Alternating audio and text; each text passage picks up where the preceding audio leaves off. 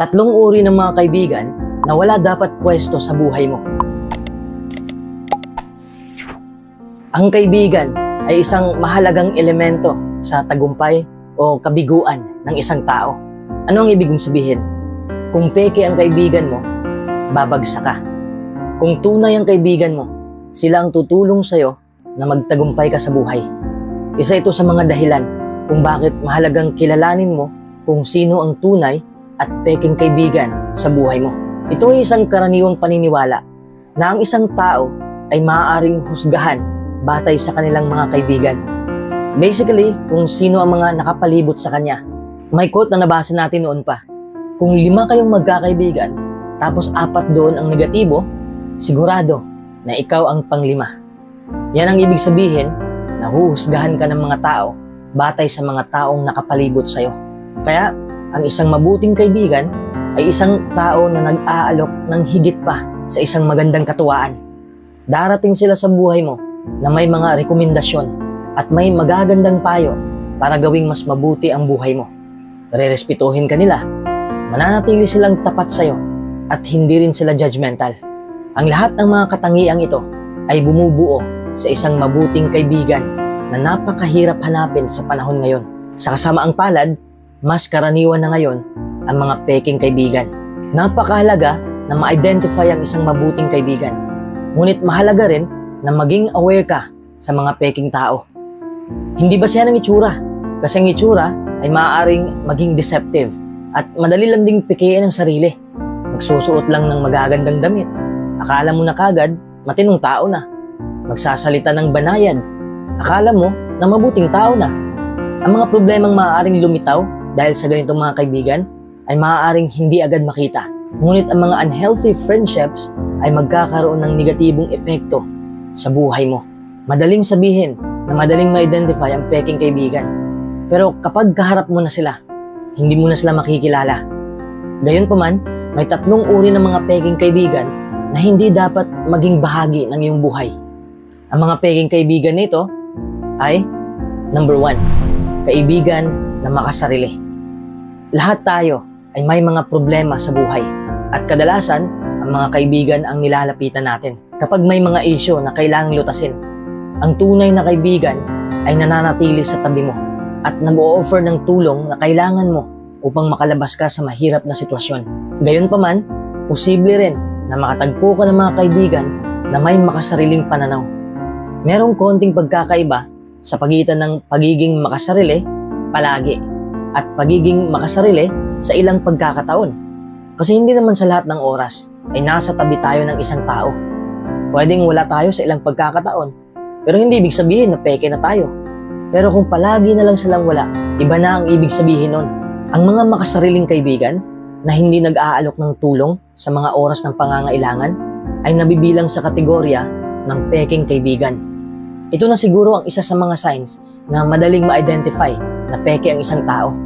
But in most cases, hindi agad lalabas ang ganitong ugali. Kaya sa umpisa ay hindi mo ma-identify. Kaya naman mahalagang matukoy ang kaibigan na palaging makasarili.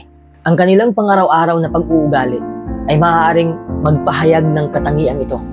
Ang pinakakaraniwan ay ang mga kaibigang ito ay madalas na sinusubukang gawing sentro ng atensyon ang kanilang sarili. Mahilig sila sa magagandang papuri at pinupuri din nila ang ibang tao. Pero yun nga lang, madalas ay hindi sila nagbibigay ng respeto pabalik. Gusto nila na sila lang ang rirespetuhin. Bukod dito, madalas na walang laman ang mga papuring sinasabi nila. Ito ay simpleng paraan lamang nila upang makakuha ng espesyal na pagtrato bilang response. But deep within, madalas na itinuturing ng mga makasariling taong ito ang kanilang mga kaibigan bilang pampadagdag lang ng confidence sa kanilang sarili. Number 2, kaibigan na mandaraya.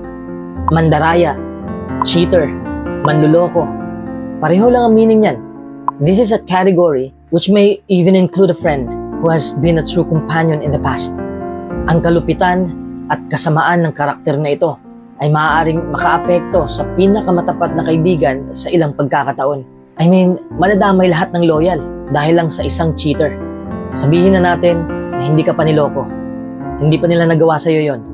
Gayunpaman, ang intensyon pa lang nila ay sapat na upang magdulot ng trust issues. Sabihin na natin na wala pa silang intensyon ngayon. Pero nung nalaman mo na nagloko na sila noon pa, makaka-apekto pa rin ito sa'yo ngayon. Hindi tulad ng ibang mga relationship kung saan may mas malalim na koneksyon. Ang pagkakaibigan ay higit na umiikot sa pagtitiwala. Kaibigan na mapagkakatiwalaan. Kapag ang tiwala ay nasira, nagiging mahirap itong ayusin muli.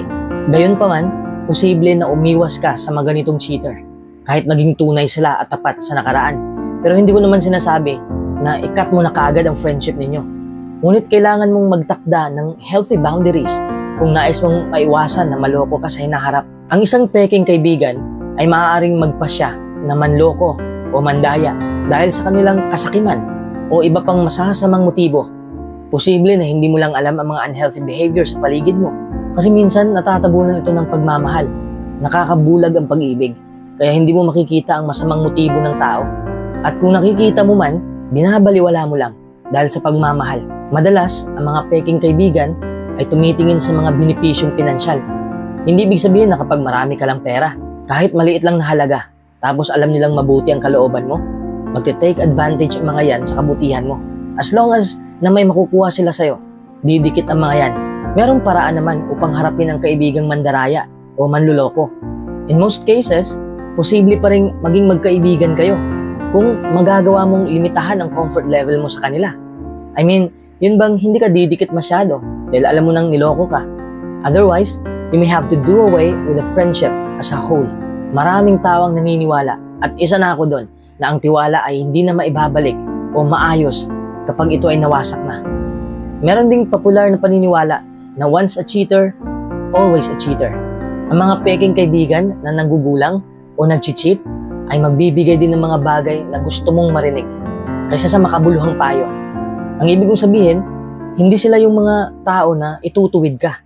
Sasabihin lang nila yung mga bagay na mas masarap pakinggan. Nakuha mo ba ang punto ko? This makes them selfish, and in most circumstances, it is best to stay away from such characters. Number 3, kaibigan na mapanlinlang.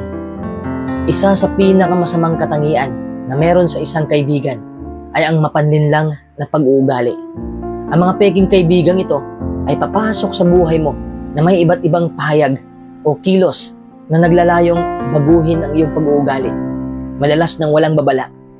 Ang mga ganitong mapanlinlang na pag-uugali ay makikinabang lamang ang peking tao. Susubukan din ng taong ito na ipaniwala sa'yo na nasa tamang landas ka. Ito ay isa sa pinakamasamang katangian dahil maaaring mahirapan ang biktima na tanggapin na sila ay minamanipula once it goes beyond a certain stage. Ang pagkakaibigan sa isang mapanlinlang na tao ay magdudulot lamang sa'yo ng malalim na pagsisisi at masasayang lang ang mga opportunity.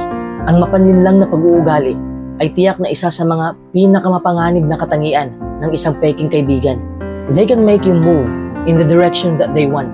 Minamanipula ka, kinukontrol ka nila. Maaari itong magkaroon ng seryosong epekto sa buhay mo dahil maaari kang masaktan, hindi lamang sa financial na aspeto, pati na rin sa emotional. Madalas, ang peking kaibigan ay kumikilos ng ganito in order to make their climb up the social ladder. Ang mga ganitong peking kaibigan ay may maraming mga pakana upang manipulahin ka at lokohin ka para matupad ang kanilang layunin. Ang mga humaharap na sa ganitong mga pag-uugali ay alam na nila na ang mapanlinlang na peking kaibigan ay hindi mapagkakatiwalaan sa anumang pagkakataon. Ang ganitong uri ng kaibigan ay bigla na lang mawawala kung naabot na nila ang kanilang layunin dahil hindi ka na nila kailangan.